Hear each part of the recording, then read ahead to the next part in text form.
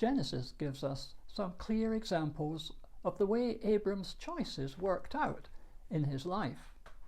Firstly, there was the wrong choice.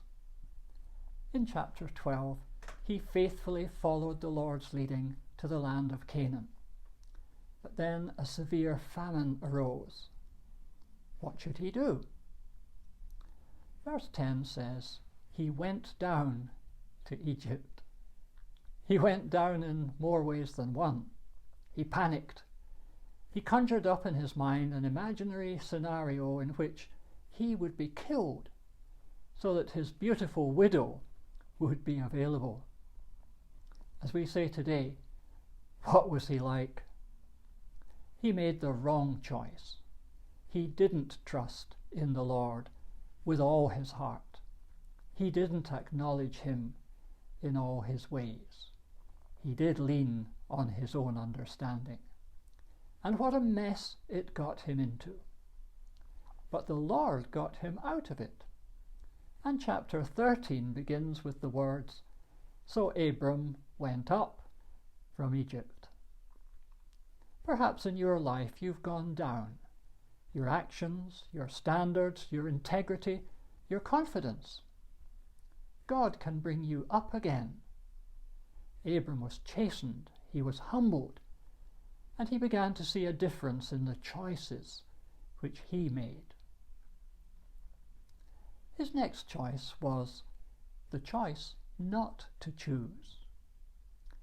Now Lot, who was moving about with Abram, also had flocks and herds and tents, but the land could not support them while they stayed together. For their possessions were so great that they were not able to stay together. And quarrelling arose between Abram's herdsmen and the herdsmen of Lot. So Abram said to Lot, "Let's not have any quarrelling between you and me, or between your herdsmen and mine, for we are brothers. Is not the whole land before you? Let's part company. If you go to the left, I'll go to the right. If you go to the right, I'll go to the left." Abram was the older man. It was his right to choose. But he chose not to choose. He was totally unselfish. He just wanted there to be peace. Lot had the chance to repay the compliment. He should have done, but he didn't.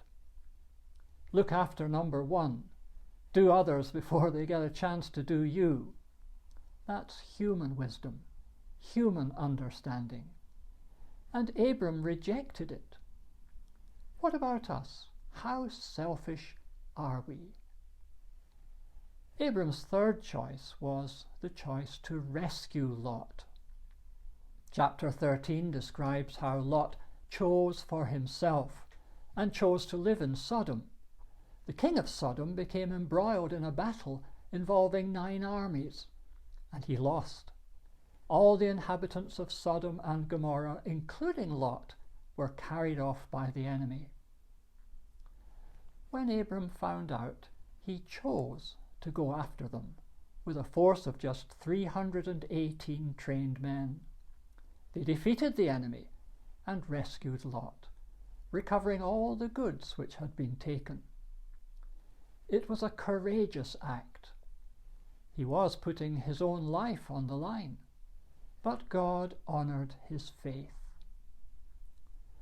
The call of God is not a call to be cowardly, but a call to be courageous, to speak out for truth and justice, to take action against evil and corruption, to fight the good fight.